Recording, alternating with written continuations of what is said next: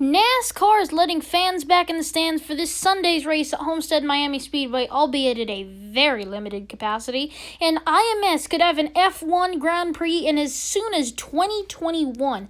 We've got some news. So, the first thing we've got to talk about the possible F1 return to Indianapolis, and actually this also includes a possible IMSA return to Indy. This was originally reported on by Robin Miller back in March, on March 15th. It's been re-reported on, there's an article posted today by racefans.net, I think. But yeah, that thing had also talked about the possibility of more races on the IndyCar schedule. Not exactly going to get into that much. I really don't know. A lot of those things seem kind of speculative. It had talked about the possibility of a race in 2021, but I really don't think that's going to happen. It's really logistically hard to do, putting a race together in 1 year with all this crap going on. That makes it even worse. I think 2022 or 2020, they talked about the 2021 to 2023 range as a possibility of doing it, and I would think either late 2022 or 2023 would be the time where it would probably end up happening, if it was going to happen at all. Now, I'm going to talk about, like, Roger Penske does have a lot of ties to some different, he's got direct ties to IMSA with an IMSA team. He's got Elio and Montoya on that team. I forget who else he has there. Ricky Taylor, I think. He's not an IndyCar driver. You probably don't know him, but I do think that it's definitely like a possibility. Obviously, I already talked about the like Ferrari to IndyCar video about the possibility of Penske having ties with Ferrari, and Ferrari obviously having the fact that they're an F1 team and one of the biggest F1 teams in the world. Yeah, they another thing to think about is the whole 2005 U.S. Grand Prix catastrophe where they had the turn 13 that was just ruining everything. That will not happen. Well, hopefully, either they'll get a lot harder tires, or they run on they do the IndyCar Indy GP thing where they just run the infield road course around turn 13, or what was turn 13. It's a 14 turn course after that. But you know what I mean. They're not gonna end up having people shredding tires because of obnoxious oval turns in Formula One cars. And if they even end up running that corner, I think Pirelli will actually have enough data on that from past years, obviously from Bridgestone or whoever, to be able to make sure that the race isn't a complete disaster. But yeah, I definitely think that is a cool thing that might be happening in 2020. I'm not going to say 2021. I think that's a little like crazy. Let's just say 2022. 2022 or later, we could be having a return of the U.S. Grand Prix in Indy. Yeah, so that'd be cool. After that, they would have three. If that was to happen, they would have 3 Grand Prix in the U.S. Obviously, the U.S. Grand Prix, and then the new Miami Grand Prix that F1's going to be doing in a couple of years around Hard Rock Stadium, and then this. I don't know if this would be replacing the race at COTA, or what it would be doing, if this is even a possibility at all. It would be fun to see an F1 race or an IMSA race. I haven't really talked about the fact that IMSA could also do this.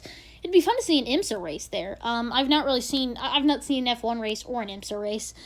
So that would be cool to see either of those. I mean, at least I haven't seen any of them out of the track. I've seen those races on TV, but like it'd be fun to actually get to see one of those at the track. And yeah, Indy would be a fun place to go to.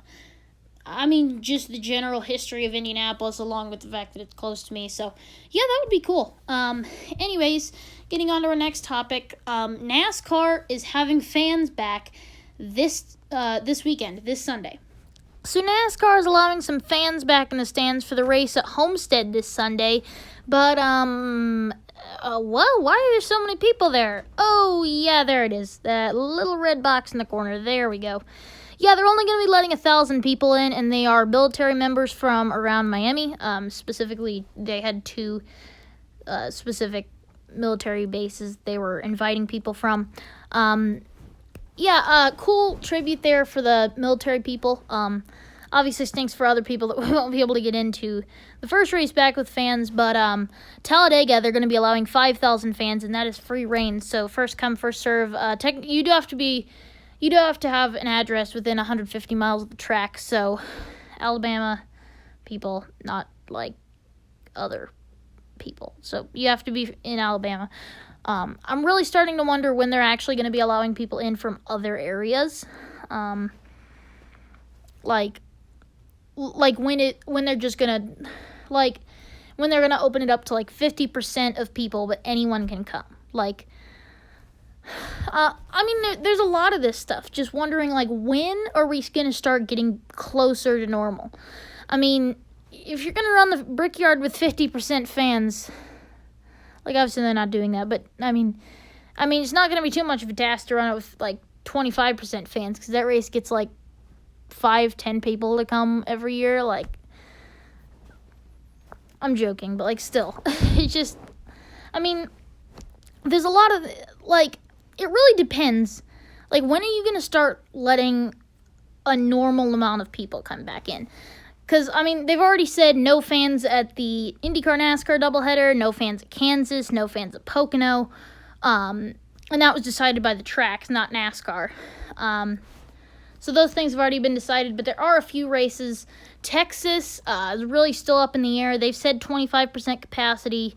The state has. They had even said that for the IndyCar debut, and IndyCar decided no on that. But interesting to see. Will NASCAR has been very straightforward on this. They want to be doing everything. Not they want to be doing everything first, but like, they're the ones doing everything first. IndyCar is kind of in a position where they really have to be in a good light, otherwise they're going to be in a really bad spot, because NASCAR's a big enough industry that it can afford to lose a few fans. IndyCar holds on tightly to everyone that they have, and they don't want to make anyone mad. That's not a bad thing. I mean, that's the nature of IndyCar. There's less people involved in IndyCar. You only have like 25 cars in every race, even less than that, other than the Indy 500, obviously. But like, sponsorship dollars are harder to come across in IndyCar. Like, that's just a fact of it. And it's a lot harder to run a team without sponsorship money.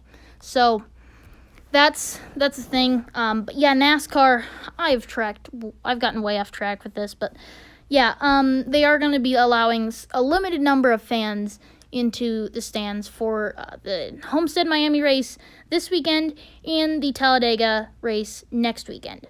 So anyways, that's all I've really got to talk about today. Thank you guys for watching. This has been Half Late signing off. Remember to like, subscribe, hit the bell to be notified when I post a new video. I will see you guys in the next video tomorrow. Not exactly sure what I'm going to do for that.